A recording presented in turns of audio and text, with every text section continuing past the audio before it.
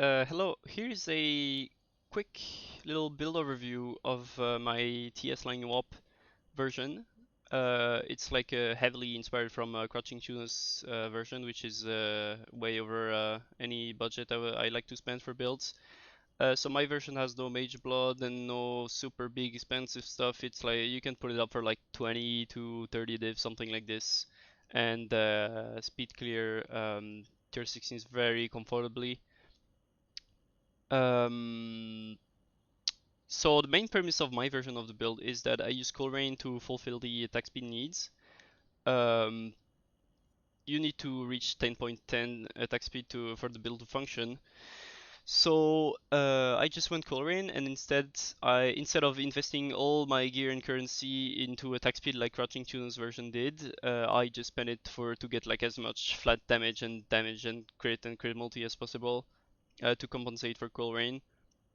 Um, we do this via Abyss Joel stacking with the Shroud of Lightless. This is like 30C, and we just get like I just sniped decent Joels for like 50 to 100C per. Um, also go for Stampede to fill a lot of cooldown recovery rate of trial skills, and using it actually makes me able to not only anoint the last power charge on the tree, but also to forego the haste Water's Eye with the increased cooldown recovery rate mod from haste. And also another side effect of cooldown is that I don't even have to use haste in the first place, so I just go for another aura instead.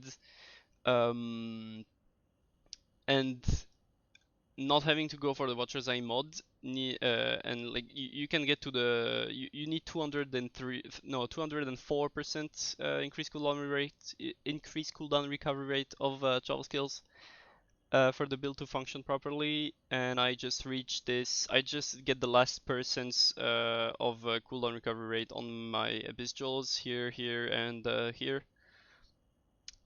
Um, and yeah, it's pretty worth it because then I can get even more damage on my Watcher's Eye.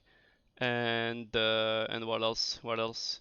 Here I went for Impossible Escape because it was like 3 div when I put together the build like I don't know 5 to 7 days ago. But now it's like 15D, so you probably just want to get rid of this and spend 3 points here and get like 2 more tattoos here. This is rendered worth it by the fact that we're using a Timeless Jewel in this slot with Supreme Ostentation. This is like worth going for in the first place because it frees like so much on our gear. You don't need any attributes anymore.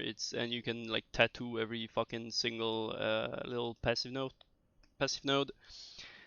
Um, so you go here, and then when you're here, it's only like 3 points away, so you can just spend these 3 points instead of the Impossible Escape and get another Abyss Jewel here in for 10% more damage. Like yeah, every Abyss Jewel is about like 10% more damage with this chest. I also go for Ullman's, which is nice to clear the boss arenas because I go for like Strength plus Beach. So the arenas are very closed and it makes the projectiles ricochet on the walls even more, which is a big single target boost. To get more damage also, I removed GMP from the setup. I went for Endless Munitions instead. The original version of the build uses Focal Point, which is like a single target only damage increased and doesn't do much for clear. So for this version, I chose to not go GMP, get another damage link, which is like 60 fucking percent more damage instead of GMP, and go for here and get rid of focal points. I also have like a +2 proj on my tattoos, but honestly, it's not needed if you're just trying to boss rush. If you're just trying to boss rush, it's not like needed by any means. Also, recently I was able to forego of Blood Rage and get my Frenzy generation only from this. It takes like 1-2 packs to get going, but it feels okay, and it makes me able to use my Energy Shield for Ghost Dance, which is another nice little defensive layer. I let go of spell suppression. I did this quite recently, so I'm not exactly sure how I feel about it yet. But I feel like for mapping, it's like not super necessary to be double spell suppress capped. I would rather get evade cap, and that's what I did, or almost. With Flask, I'm like at 81, but this does not account for blind and probably some other stuff I'm forgetting right now. But point is, I kind of rarely get hit in maps. I'm gonna showcase a map right now. I am extremely bad at speaking and doing something else in the meantime, so I'll do my best to continue talking about the build while mapping. Yeah, whatever, this is okay. Did I forget anything? Yeah, the original build invests into armor. That I said, no mage blood, obviously. I'm just going through my notes again a little bit. No haste, no blood rage, no haste, torches eye, mod, timeless, jewel, plus no impossible escape. Yeah, the only entry cost you'll have to pay is just the Asenath mark. Fuck, I ran through Delirium. Well, no worries. I can clear that. At this point I have like pretty overkill damage. My PC is struggling a lot with the recording. I have pretty overkill damage for mapping, so I can actually run Delirium. I've been doing it for a while in beach maps. It feels okay, but I don't know. I just felt like boss rushing, so I'm not doing it anymore.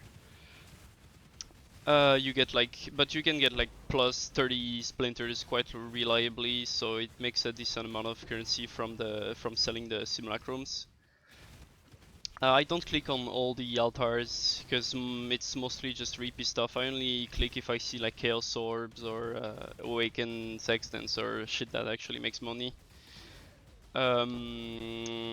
This is the point of the map where the build is like kind of starting to struggle a little bit with clearing the daily pack, so I just usually end it here.